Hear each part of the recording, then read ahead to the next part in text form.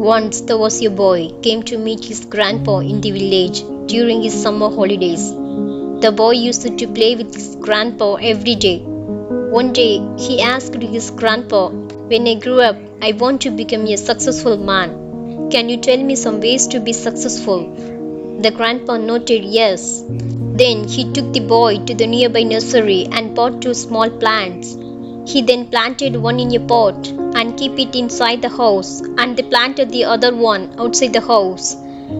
The grandpa asked, "What do you think? Which of the two plants will grow better in the future?" The boy thought for a while and said, "The plant inside the house will grow better because it's safe from every danger, while the plant which is outside is in danger of many things like strong sunlight, storms, and animals." Grandpa smiled and said, "Let's see what will happen in the future." The boy left with his parents. After 4 years, boy came to visit his grandfather again. When the boy saw his grandpa, he asked, "Last time I asked you some ways to be successful, but you did not tell me anything, but this time you have to tell me." Grandpa smiled and said, "Sure, but first let's take a look at plants that we bought a few years back." Grandpa took the boy inside the house where he planted the tree 4 years ago. The boy saw that the plant turned into a small tree. Soon, he took the boy to look at the plant which they had planted outside.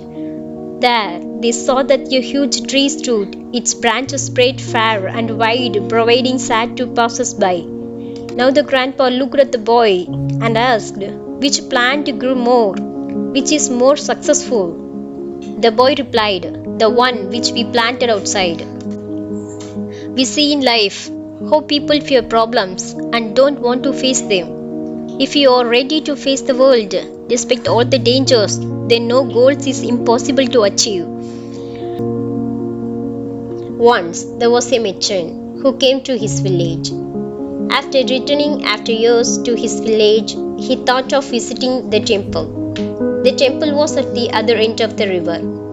So he saw a boat and he left the shore to reach the temple. When he saw crossing the river, he didn't recognize that the boat has a hole. The boat started to sink. A fisherman was passing in a small boat. The merchant bleated, "Take me in your small boat. I'm ready to give you everything. I will give you all my wealth and property, but save me." Thus the merchant was saved by the fisherman. The merchant sat on the fisherman's boat. As the boat began to row towards the shore, the merchant thought that, "I had bleated my whole property when I was sinking, but now, if I give him everything, then what should I be left with?" So the merchant told the fisherman, "Look, I want to give you everything as I promised, but my wife will not allow me, so I will give you half of my property, and the rest will be for my family." The fisherman looked at the merchant, but was quiet. As the boat went ahead, the merchant thought that the fisherman has not done much. He simply saved me, which was his dharma. It's a sign of humanity and everyone must follow. So he simply did his duty, and if he does not save me, then it would have been a sin. So he thought that it was him who saved him from doing sin. Again, the merchant told the fisherman, "We can do one thing. I will give you 1/4 of my property." The fisherman did not tell anything.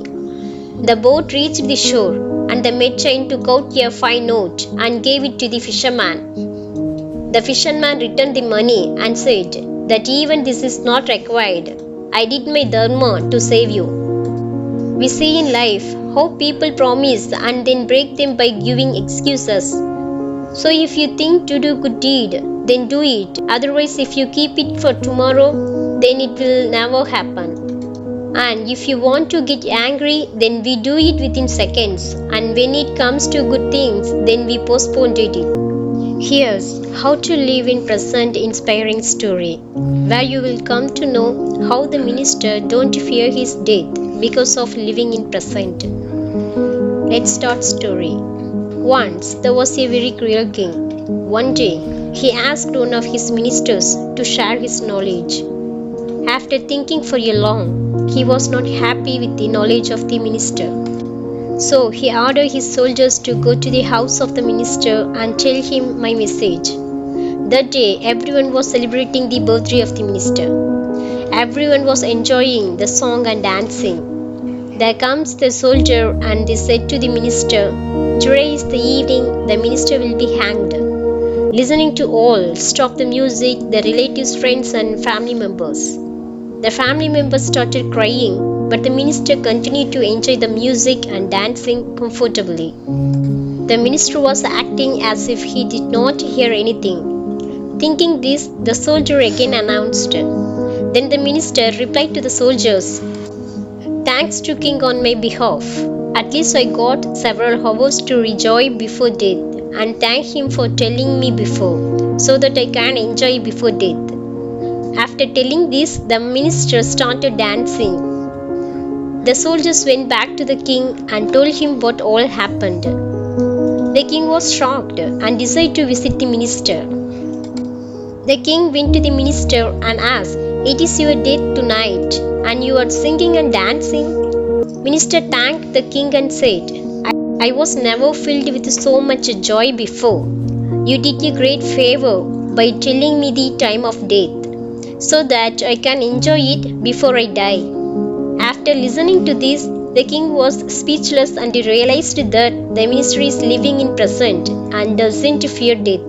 So he told the minister that if you don't fear death, then it is useless to hang you. We see in life how people fear losing material things and they don't live fully in the present. So stop living in past and future because they will make you weak and afraid. But if you live in present, then you won't fear your future. Thank you for watching my story. If you like my story, like, subscribe and press the bell icon.